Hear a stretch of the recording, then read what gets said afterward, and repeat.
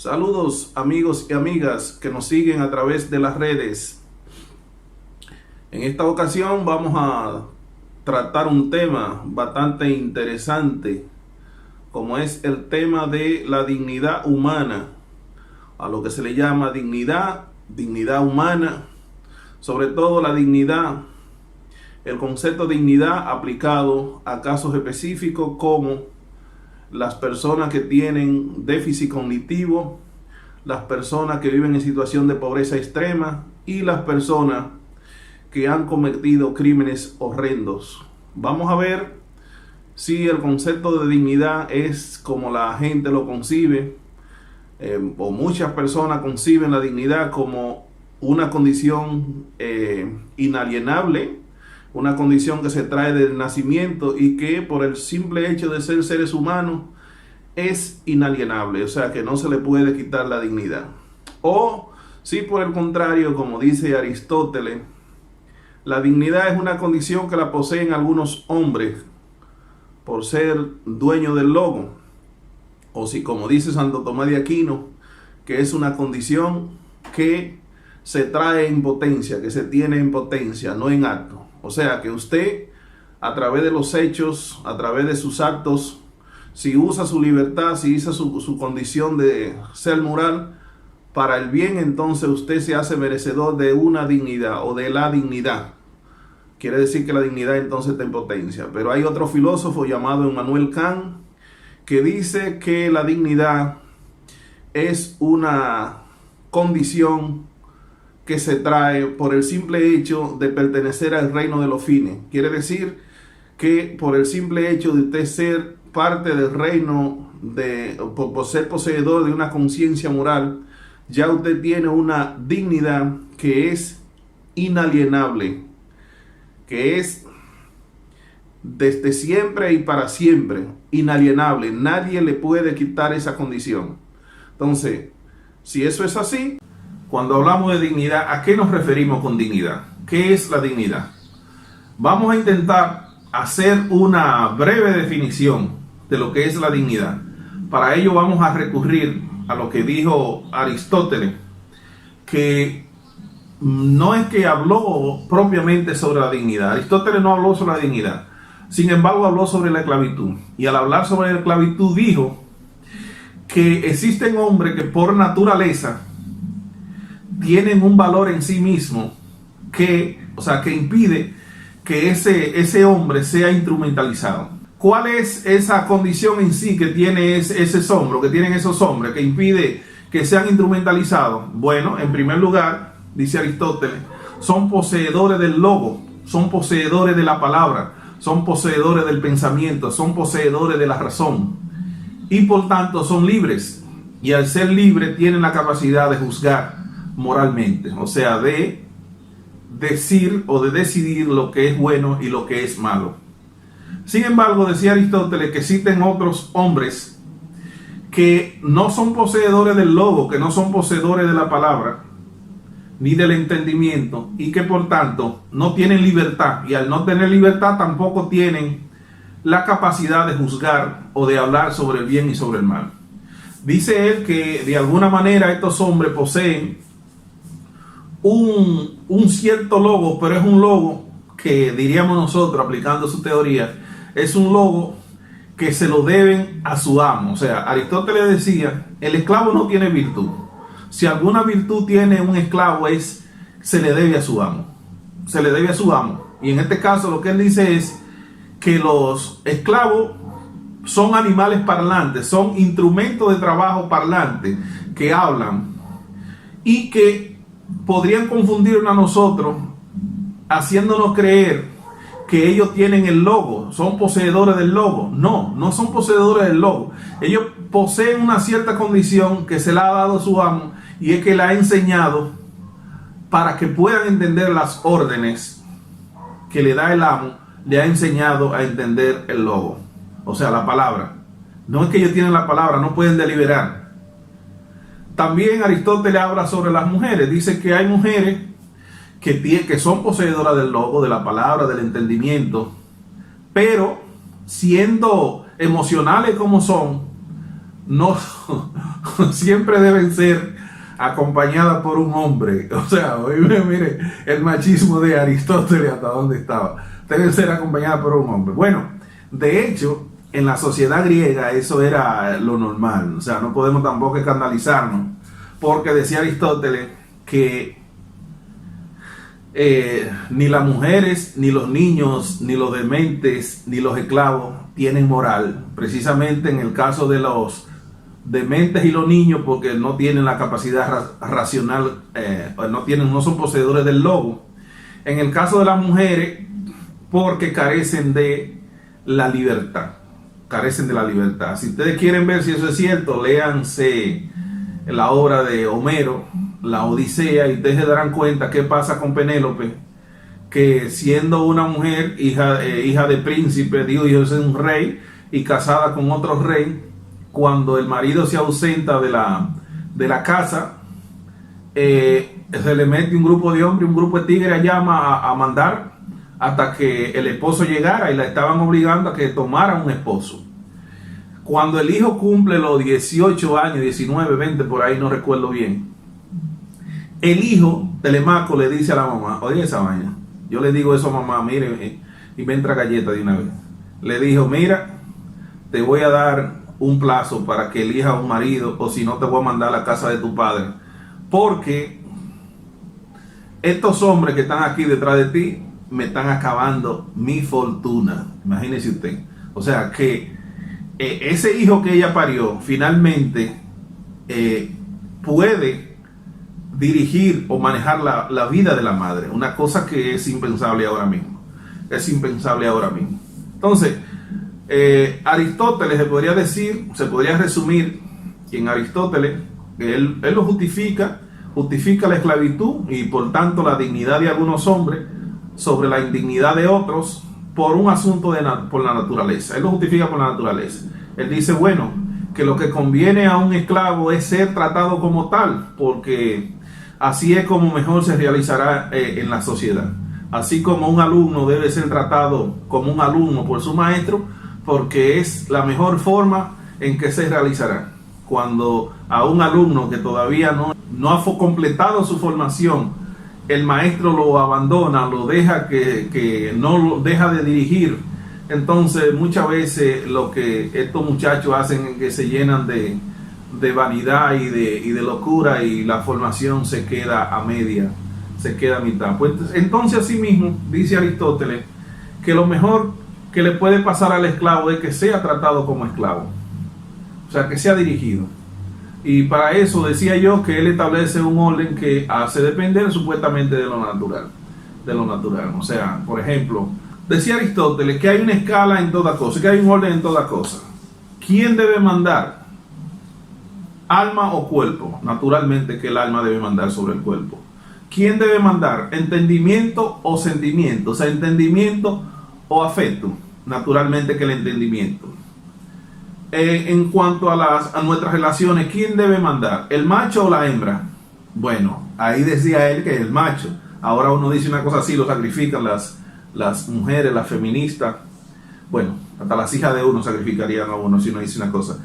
¿Quién debe mandar en esta relación, señor y esclavo? Pues naturalmente el señor.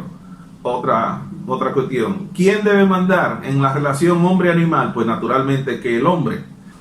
En resumen, la postura de Aristóteles es esta: los hombres que tienen dignidad es porque son poseedores del logo, del entendimiento, de la razón, y por tanto son libres y pueden deliberar moralmente. Vamos a ver qué dice Santo Tomás de Aquino. ¿Cuál es la teoría de Santo Tomás de Aquino sobre la dignidad? Santo Tomás de Aquino va a decir que los seres humanos, por el hecho de ser libre y existente, o sea, por la condición de libre y existente, tienen la condición de dignidad. Una dignidad que naturalmente está establecido por un orden divino. Si es Santo Tomás de Aquino que está hablando, entonces debemos entender que la dignidad es una especie de don que regala Dios. Recuerden la teoría de los dones. Dios le da a cada ser humano un don, el don, por ejemplo, para ser músico, para ser pelotero, para ser científico, pero dice Santo Tomás, tomando esta categoría de Aristóteles de potencia, dice que la dignidad en los seres humanos está en potencia, no está en acto. Quiere decir que si usted utiliza su libertad para el bien, entonces usted se hace merecedor de la dignidad, usted se hace digno. Sus obras, o sea, usted usa la libertad para hacer el bien, pero sobre todo el bien común, entonces usted se hace digno, se hace merecedor de la dignidad. Sin embargo, si usted utiliza su libertad para hacer el mal, entonces usted se convierte en bestia, como decía Aristóteles. Usted se hace bestia y merece ser tratado como tal. En Santo Tomás de Aquino, la condición de dignidad, aunque él pretende que sea inalienable, no lo es, porque usted se hace digno con sus obras, y si hace obras malas se hace indigno. Es como los romanos, o sea, los romanos dividían los hombres en dos categorías que a su vez estaban subdivididas. Decían que hay hombres que son esclavos, tienen la condición de esclavo, y hay otros que son libres. Entre los libres estaban divididos entre los humilioris y los honestioris. Los humilioris, o sea, los humildes, tenían la condición de ciudadanos romanos. Sin embargo, esta condición no tenía dignidad, no era reconocida como digna para el Estado, porque en un juicio los humilioris, o sea, los humildes, podían ser sometidos a tortura, a la cuestión, o sea, al cuestionamiento, al cuestionario, para que su palabra tuviera valor en un juicio. Si la confesión era sacada a palo, a tortura, entonces tenía valor en un juzgado. Pero los honestiori, o sea, los honestos, los nobles, su palabra tenía valor en sí mismo. O sea, no era necesario la cuestión, no era necesario la tortura para que la palabra de un honestiori, de un hombre de honor, tuviera valor en un juicio. O sea, aquí vamos viendo entonces bien claro la cuestión de la dignidad, que hay hombres que tienen dignidad en sí mismos porque, bueno, pertenecen a la clase alta, y hay hombres que por su condición de humilde, como decían en el Cibao, yo soy un hombre humilde pero honesto. O sea, parece que ellos que vivieron en la cuestión de humilde, o sea, el concepto de humilde en su estado original, hacían esta aclaración, hacían esta extensión, porque ellos sí sabían qué quería decir humilde. Cuando te decían que tú eras humilde, estaban diciendo que tú eras de alguna manera parecido al esclavo o al ladrón o al malvado, y la pobreza estaba asociada a las bajas pasiones, al bajo mundo y todo eso.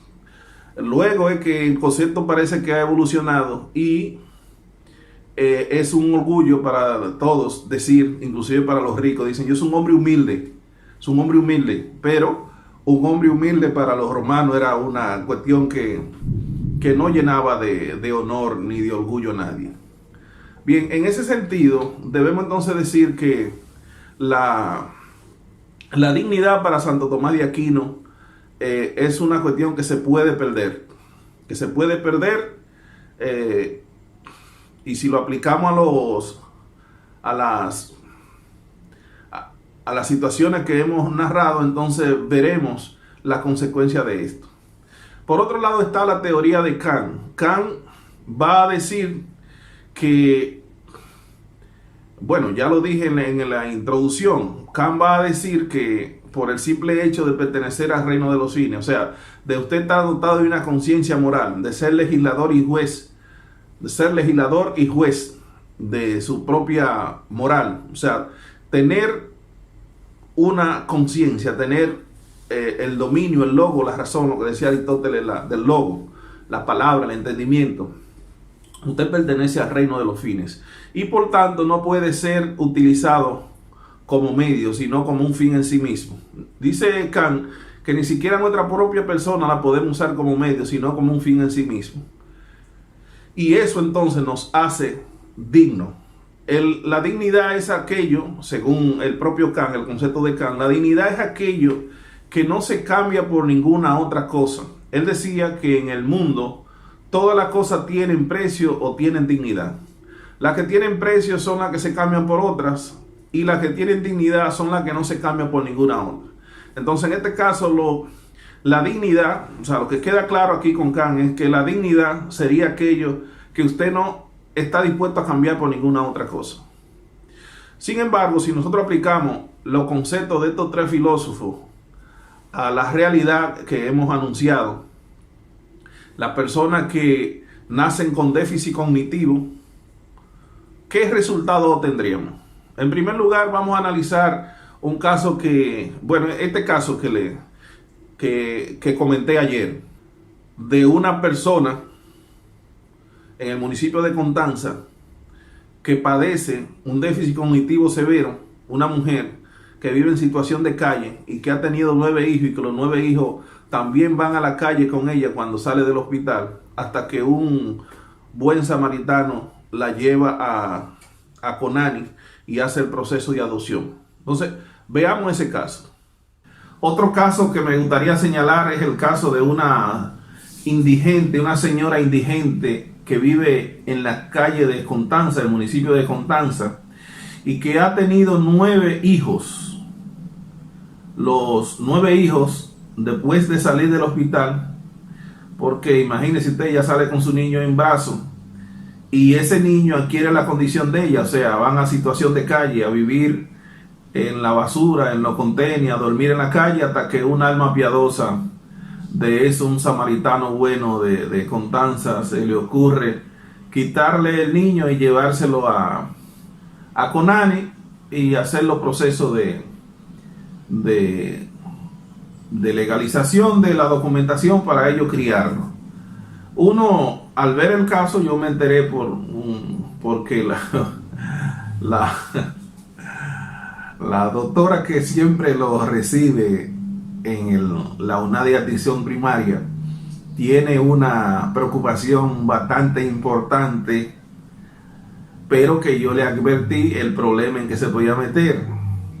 La idea de ella, una idea muy noble desde su óptica y desde la óptica de cualquiera, pero muy delicada, era que en el 9º parto, ya cuando ocurrió este último, que hace como 2 años, hablar con el médico del hospital donde se le iba a hacer el parto, para aprovechar de una vez y esterilizarla, o sea, operarla para que no pudiera volver a salir embarazada esa mujer que está en situación de calle. Yo le dije que todo eso era muy noble, pero que era muy peligroso, porque aquí está en cuestión la cuestión de la dignidad de esa persona, si es que conserva dignidad en esas condiciones, porque aunque todo lo otro, el niño en la calle, eso es para ponerse a temblar simplemente de imaginarlo, pero imagínense lo que ocurriría si a cada médico en su provincia, en su localidad, se le ocurre esterilizar personas que consideren que no deben, según su propio criterio, y que en este caso yo estoy de acuerdo también, pero es el criterio individual de los sujetos, no de una sociedad que legisló para eso y que creó un protocolo para que no se puedan producir casos que no sean específicamente lo que la sociedad decidió que deben ser tratados de esa manera. Imagínense que a cada uno se le ocurra en el hospital, en la UNA, hacer una componenda para esterilizar a aquel que se entiende que no debe tener hijos. Bueno, vamos a comenzar con ella que tiene problemas mentales, pero mañana va a salir un nacionalista amigo nuestro y va a decir, pero vamos a esterilizar las haitianas que van a los hospitales, que están llenando de muchachos pobres, ilegales y sin ningún tipo de posibilidad de educación nuestro país. Vamos a esterilizarlo, eso nadie se va a enterar. Pero mañana alguien va a decir, pero vamos a esterilizar todos aquellos que tienen problemas de enfermedades transmisibles. Y mañana a alguien se le ocurriría, pero vamos a esterilizar los pobres, porque los pobres, eso es un reguero, muchacho que se pare sin control.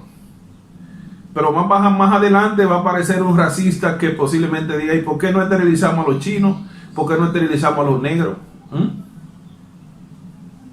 ¿Me están entendiendo cuál es el problema por donde nos metemos si abrimos esa pequeña ventana?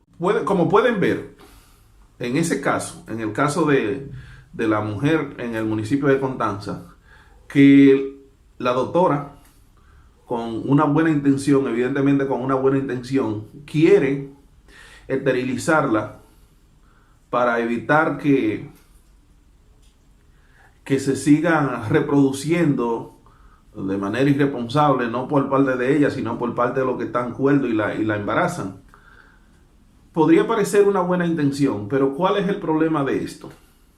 El problema de esto es lo siguiente: si nosotros permitimos que cualquiera tome ese tipo de decisión, o sea, que no sea una decisión de un cuerpo social bien organizado, donde estén representados todos los grupos sociales, todos los sectores sociales, y se legisle, se hagan leyes bien específicas para determinar qué se hace y en cuáles casos se hace y con cuál es el protocolo de seguridad, podríamos entonces, como digo aquí, como decía ahí en ese comentario, llegar a una pendiente rebaladiza, como dicen algunos. O sea, podríamos estar esterilizando mañana por cualquier razón.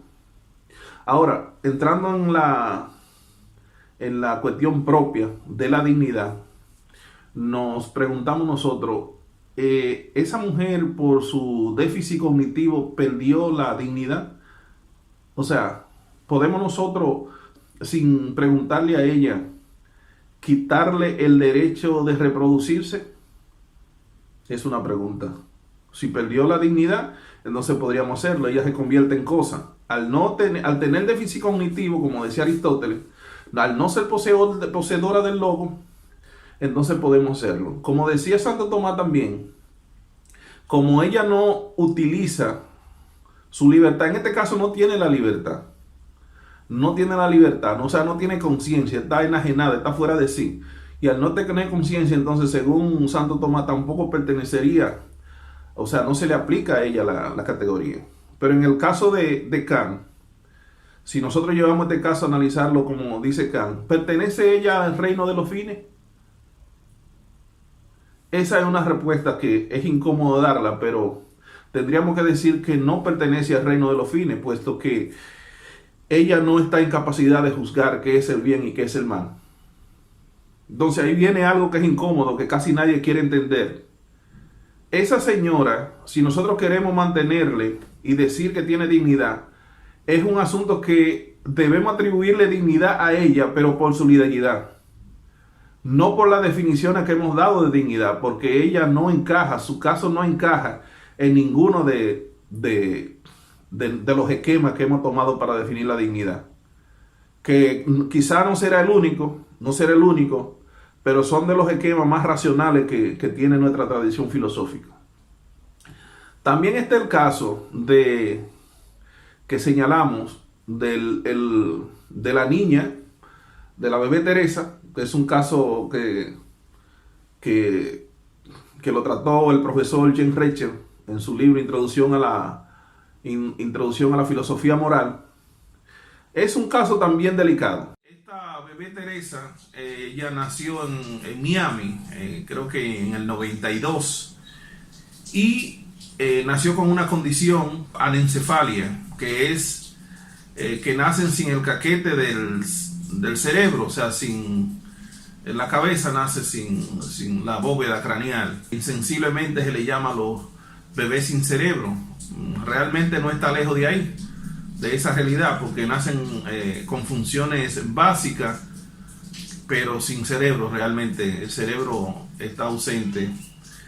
Este caso hubiese pasado como uno más de los miles que siempre que ocurren, pero los padres de esta niña, de esta bebé, propusieron donar sus órganos antes de que ella falleciera a otros niños que pudieran aprovechar para salvar su vida, los órganos de la bebé. Evidentemente que aquí hay una cuestión importante que tiene que ver con la dignidad, porque ¿quiénes son los padres para donar lo que no les pertenece? ¿Acaso pueden los padres tomar a un hijo, o un hijo es un objeto, es una cosa que el padre puede decidir sobre su vida para donar los órganos aún teniendo las mejores de las intenciones. Esta acción para muchas personas es un acto de dignidad supremo, de sensibilidad por parte de los padres, porque de alguna manera ellos están tratando de ser pragmáticos, y ya que su hija no puede vivir por sí mismo, ellos pretenden de alguna manera que siga viviendo a través de otros niños que salvarían su vida si reciben sus órganos. Pero hay un asunto que es de definición. ¿Tiene la niña, la vida de esa niña tiene alguna dignidad? Por poco que sea el tiempo que ella tiene y que va a tener sobre la tierra, ¿tiene dignidad? O sea, o puede ser instrumentalizada, utilizada como medio para salvar la vida de otros niños. O ella en sí mismo tiene su propia dignidad. La vida de ella, aunque sea corta, aunque sea escasa, aunque sea precaria, tiene su propia dignidad o no. O puede ser instrumentalizada como pretendían los padres y como pretendían, supongo que la mayoría de las personas que lean el caso estarían de acuerdo con eso. Solamente un % muy reducido, entre ellos los filósofos, están de acuerdo que es un terreno delicado el hecho de donar los órganos de alguien para salvar la vida de otro, porque mañana, ¿quién quita que cualquiera pueda decir, pero ven acá, la vida de ese indigente que está en la calle no sirve para nada, es mejor vamos a quitarle los órganos para darle vida a 2 o 3 médicos, 2 o 3 Bill Gates que necesiten un riñón, que necesiten un Steve Jobs, o una persona importante que haya trascendido en la sociedad. Vamos a quitarle los órganos a este cuya vida no tiene dignidad, cuya vida no sirve para mucho, y vamos a quitarle los órganos para salvar la vida de alguien que sí tenga dignidad. Es un asunto complejo realmente. La niña evidentemente nació con una condición que no va a desarrollar nunca una capacidad de pensamiento, nunca será sujeto, nunca será una persona. Vamos a hablar claro. Persona en el sentido de que pueda pensar por sí misma, de que pueda tener sentimientos, que pueda tener valores morales. No lo va a tener. Entonces, en este caso, si le aplicamos la teoría de Aristóteles, ella no tendría dignidad nunca, porque ella no es poseedora del logo, nunca sería poseedora del logo, nunca tendría una moral. Si le aplicamos la teoría de Santo Tomás de Aquino, tampoco ella tendría, porque ella no posee libertad, no posee conciencia, entonces no haría obras, no accionaría para hacer obras que la hagan digna, tampoco haría nada para hacerse indigna. Y aquí hay un problema también. Si ella no ha hecho nada para hacerse indigna, según la teoría de Santo Tomás de Aquino, entonces ¿por qué negarle la dignidad? Si es que ella trae, como dice Kant, la dignidad es intrínseca del ser humano. Pero intrínseca del ser humano, dice Kant, en cuanto es parte del reino de los fines. O sea, que está dotado de una conciencia. Y en este caso, esa niña no llegará nunca a tener conciencia porque no tiene cerebro. Entonces, ¿podemos nosotros hacer o permitir que los padres la usen como banco, como una bicicleta vieja para quitarle una goma y dársela a otro niño para que pueda seguir viviendo? ¿Pueden los padres quitarle su corazón, quitarle las córneas, quitarle todos sus órganos para que otros niños, como ellos dicen, puedan vivir, o que ella viva a través de otros niños? Eso suena muy noble por parte de los padres, pero resulta que los padres no son dueños de los hijos. Y que si los padres quieren donar sus órganos, pues yo no me opongo a que ellos donen sus órganos, pero ¿por qué donar de lo de los hijos? Esos órganos son tuyos. ¿O acaso esa niña no tiene su propia dignidad? No hay que respetarle a ella. En todo caso vamos a preguntarle, y como ella no puede hablar, no puede decir por sí mismo qué es lo que quiere, entonces sencillamente, si ella tiene dignidad, dejémosla que muera. Suena un poco cruel porque dirían, bueno, pero es que van a morir otros niños. Pero si ustedes quieren buscar un culpable, no la busquen a ella. Entonces busquen, los que son creyentes, busquen a Dios y atribúyanle la culpa a Dios de que estén muriendo otros otros niños que tienen enfermedades. No le echen la culpa a ella, no la cojan como banco de repuesto a ella, porque si cada persona tiene una dignidad en sí misma, por el simple hecho de ser persona, entonces ella también tiene dignidad. Y precisamente el papel de la sociedad se formó de los débiles, el conjunto de débiles, el grupo de débiles, los más débiles, se unificaron y formaron una sociedad para protegerse de los más fuertes. Quiere decir que los más fuertes no necesitan que lo defiendan, sino los más débiles. Y en este caso, la sociedad entera tiene que defender el derecho de esa niña, porque ella no se puede defender. Es por eso, es sencillamente por eso. También hay otro caso que señalamos, que es una niña nacida en Canadá, que padecía una enfermedad, una condición que a sus 12 años, su inteligencia era inferior a la de una bebé de 3 meses. Y estuvo siempre sometida a múltiples operaciones que realmente, según la visión de su familia, sobre todo de su padre y de su madre, era una cuestión lastimera. Finalmente el padre de la niña decidió asfixiarla, la metió en su camioneta y colocó una manguera en el tubo de escape de la camioneta y la encerró en la cabina y la asfixió, lo que se llama la muerte dulce, que es por el monóxido de carbono. Fue una muerte no dolorosa. Cuando la madre regresa de la iglesia, encuentra esta situación y dijo que ella misma se sintió aliviada, que nunca había tenido el valor de hacerlo, pero que estaba muy conforme con que el padre lo hubiese hecho. Naturalmente, al principio, este caso fue juzgado con cierta mano suave, porque todos en la comunidad conocían al señor Latimer y sabían que era un padre de familia que realmente amaba a su hija, y que si hizo esto fue por un acto de piedad, o sea, tratar de ponerse en lugar de ella y de evitarle sufrimiento. Pero los defensores de los derechos de los minusválidos dijeron no, eso no es así, porque está bien que desde la perspectiva del que ha vivido bien, del que ha sido feliz, del que ha sido funcional, pueda entender que la vida de esa niña y que la vida de un minusválido no vale la pena ser vivida. Pero no hay forma de saber qué piensa el minusválido que está en esa condición. Posiblemente él desea vivir su vida porque no ha conocido otra mejor. Entonces es un asunto de enfoque, de perspectiva. Y aquí está cuestionado también la cuestión de la dignidad de la persona. Si la vida que están en estas condiciones, o sea que no tienen una calidad de vida según el estándar que nosotros hemos establecido, si merecen vivir o no. Ok, el padre dice que fue para sacarla del sufrimiento. Y bien, muy bien, desde la óptica del padre, desde la óptica mía y desde la óptica de todos los que están sanos, podrían decir, muy bien, correcto. Si yo me viera en una situación así, preferiría esa solución. Pero resulta que la niña no ha vivido una vida buena nunca.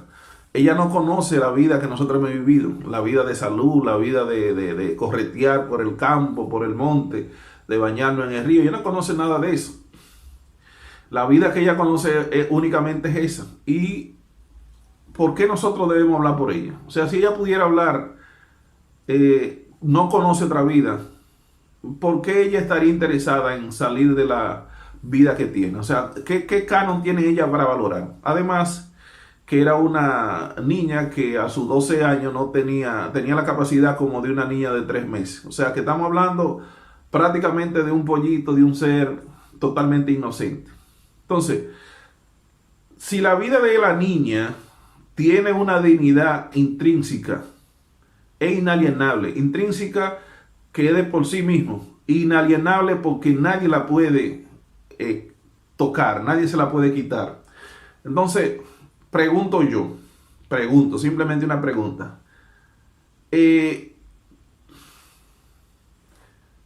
No tiene dignidad ella, no merece vivir, no merece que, si es que la naturaleza quiere que viva 20 años en esa condición, que lo viva. ¿Quién tiene derecho a decir que esa vida no es digna? ¿Quién le quitó la dignidad? su padre, nosotros, de nuestros valores. No, no, porque los valores es una cuestión relativa a cada sociedad, a cada grupo. A cada grupo. Entonces, bueno, pues ahí está planteado y está cuestionado la cuestión de la dignidad. Para el padre que le produjo la muerte y para muchos que apoyan esa acción, esa niña no tenía dignidad, la vida de esa niña no tenía dignidad. Pero otros podrían decir, bueno, precisamente la vida es digna cuando posee cierta calidad y se hace indigna cuando no posee una calidad mínima, la calidad que consideramos nosotros. También ese es un estándar que nosotros debemos definir. Entonces, la cuestión de la dignidad es un concepto, como hemos dicho, bastante polisémico. O sea, no hay de dónde agarrarse de manera firme. Otro caso que estuvimos planteando también ayer es el caso de las personas que utilizan o que trafican con personas. O sea, personas que se dedican a esclavizar niños, niñas, mujeres y a venderla como esclavos. En muchos casos la venden como esclavas sexuales y en otros casos he visto en la India que todavía hay personas que trafican con personas y lo venden como esclavos para que estén en una cantera picando piedra o en una fábrica de tela. Y una cuestión de infrahumana, de esclavitud. Entonces preguntamos nosotros, hablando de crímenes como aquellos que se dedican a violar niños, se dedican a violar niñas, que se dedican a violar adolescentes, o aquellos que se dedican a traficar con personas, a esclavizar personas para venderlas como esclavas sexuales, o a traficar con personas para venderlas para que sean fuerza de trabajo, como se dan en muchos casos en la India y como se dan en muchos países que padecen o que tienen una gran pobreza.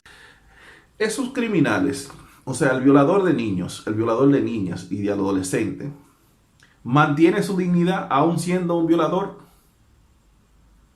¿Mantiene su dignidad la persona que se dedica a esclavizar personas? Es una buena pregunta. Pero las personas que se dedican, por ejemplo, en el cartel de los Zetas o de los Jalisco Nueva Generación, a cortar cabeza, o aquellos que mandan a hacer tortura y a cortar cabeza, que son criminales, ¿mantienen su dignidad? ¿Siguen siendo dignos? ¿Siguen siendo dignas esas personas? Si nosotros aplicamos el canon de Aristóteles, en el sentido de que son poseedores del logo, bueno, poseedores del logo, de la palabra, de la razón, del entendimiento, pues vamos a decir que sí. Porque bueno, Aristóteles no habló en ningún momento de que debían ser buenos. Pero si le aplicamos el canon de Santo Tomás de Aquino, que Santo Tomás de Aquino dice que es una condición que nosotros tenemos, pero que usted se hace digno, usted adquiere la dignidad cuando hace cosas buenas, cuando usa su libertad para el bien, sobre todo el bien común. En este caso, entonces, los miembros de los Zetas, los torturadores, los criminales de lesa humanidad, no poseen dignidad.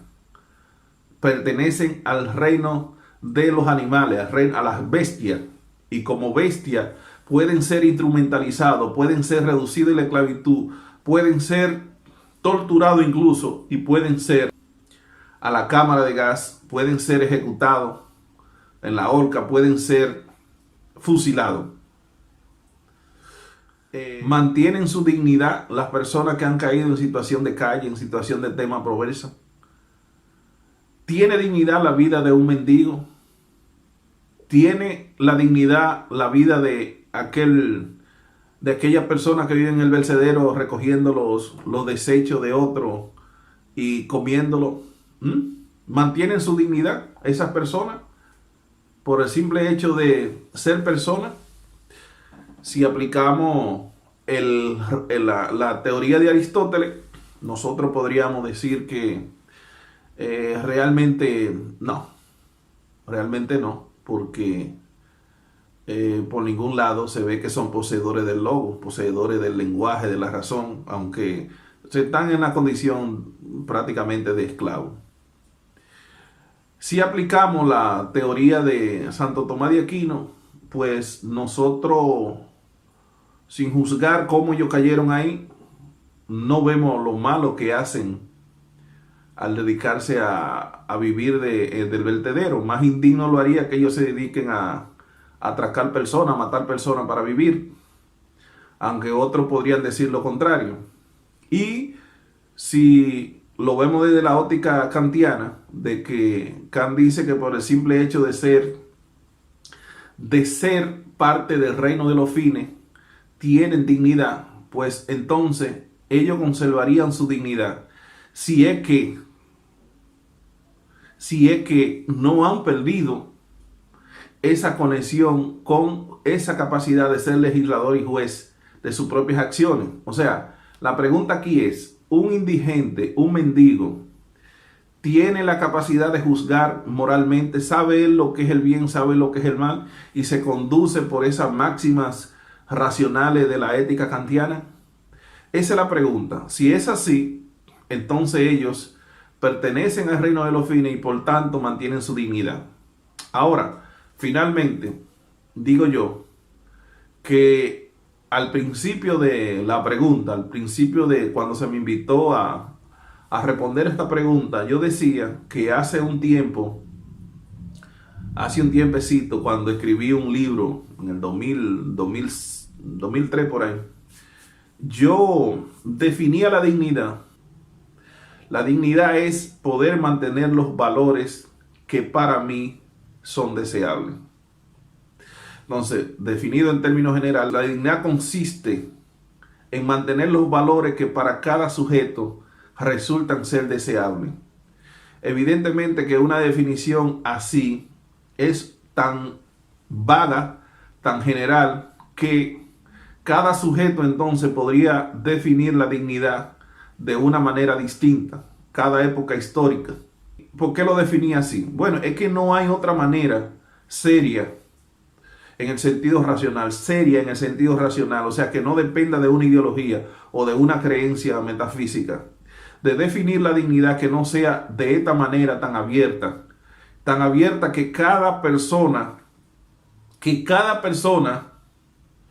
podría definir la dignidad. Entonces cualquiera puede ser digno. Esto es totalmente posmoderno en esta definición. Es posmoderno porque cualquiera podría ser digno. O sea, cada sujeto, no hay una verdad universal, sino que cada sujeto, o más bien, no hay una dignidad universal, sino que cada sujeto definiría la dignidad a partir de sus propios valores, a partir de su propia realidad. Entonces, un delincuente podría ser digno. ¿Por qué? Bueno, si la dignidad es mantener los valores que para él son deseables, habría que preguntarle cuáles son los valores que para él son deseables. Pero también podría ser digno un político corrupto. Pero también podría ser digno un evangélico, un pastor evangélico, un sacerdote o un católico, un musulmán podría ser digno. O sea, podría ser digno todo el mundo a partir de lo que él entienda que son los valores que resultan deseables para él. Yo dije que la dignidad es poder mantener los valores que para mí resultan deseables. ¿Cuáles son los valores que para mí resultan deseables? Bueno, evidentemente que no está el robo, que no está aquello que... Bueno, para no teorizar mucho. Para mí el valor que resulta más deseable de todo es la libertad. Con lo único que yo no invento en la vida es con la libertad. O sea, a mí no me gusta que me impongan vainas. No me gusta que... De ninguna manera. Y mire, he echado a perder muchísimas cosas solamente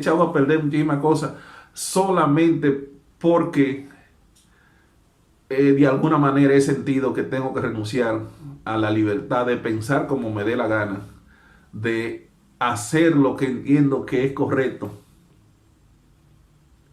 he renunciado a muchas cosas por mantener ese valor. Entonces, la dignidad para mí está en mantener ese valor. Por eso valoro la eutanasia. Si es que la eutanasia es una decisión que la toma el sujeto. Valoro muchísimas otras cosas que no las voy a decir ahora, sino que las vamos a dejar para otros futuros análisis.